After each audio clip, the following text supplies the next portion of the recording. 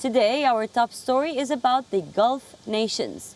Now, this part of West Asia has traditionally been a staunch ally of the United States of America. But recently, it looks like they're looking after their own self-interest.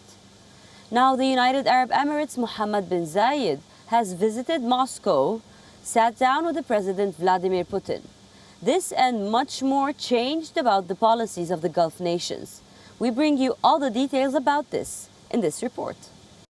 The Gulf nations have traditionally been staunch allies of the US. Who do we mean when we say Gulf nations? We're talking about Saudi Arabia, the UAE, Qatar, and Kuwait. All of these West Asian nations are oil producers. They are part of the OPEC group. The US has a large military presence in the Gulf. That is because of a security for oil agreement between the US and the Gulf states. This tie-up is most visible in Saudi Arabia, the largest oil producer. And why does the US have such an arrangement? Well, to secure its oil interests. But what about the interests of the oil producers? Do they always align with US needs? What happens when they don't? We are seeing that very scenario play out. As you know, earlier this month, the OPEC Plus group met in Vienna. OPEC Plus is the alliance of oil producers and other nations, including Russia. After the meeting, the group decided to cut oil production. That went directly against the wishes of the US.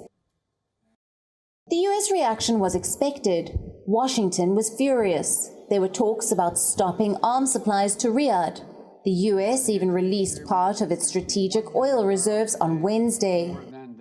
Today I'm announcing 3 critical steps that my administration will take to reduce gas prices at the pump.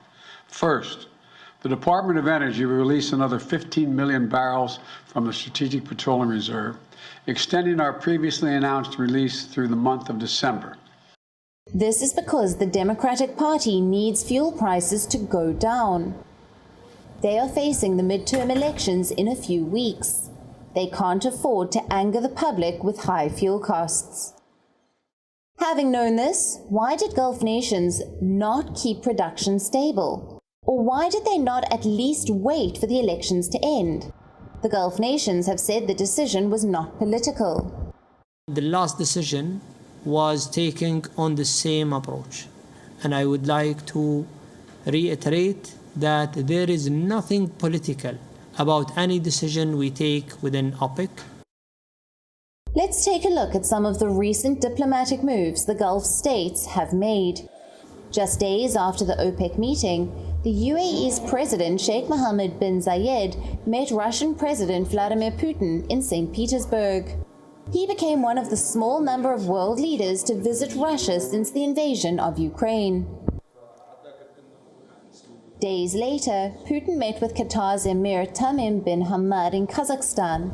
They held a face-to-face meeting on the sidelines of the CICA summit. Talks about Ukraine, trade, and investment were on the agenda. They also discussed the upcoming Football World Cup in Qatar.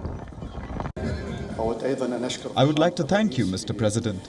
The success that Russia had during the 2018 World Cup is a big help in preparing for the World Cup that we will be hosting. We thank you for your cooperation in preparing for the upcoming tournament. These meetings, combined with the oil cuts, what does it mean? Are the Gulf states realigning towards Russia? Not necessarily. While the moves are sure to have angered the US, they could just be acts of self-interest by the Gulf nations. US-Saudi Arabia ties have been cold since Joe Biden became president. Remember, Biden had promised to make the kingdom a pariah in the run-up to his election.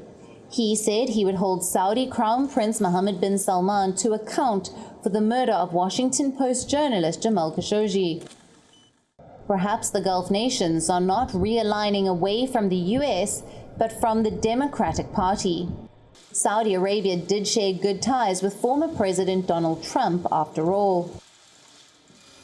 For now, the US seems to be evaluating its relations with its Gulf allies. Oil may be of primary importance, but that's not the only US interest in West Asia. We continue to have a multiplicity of interests as it relates to our bilateral relationship with the Kingdom of Saudi Arabia. And of course, a big piece of that is a security relationship, one that is important towards regional stability, but also approximately or more than 70,000 American citizens. West Asia Bureau, WION, World is One.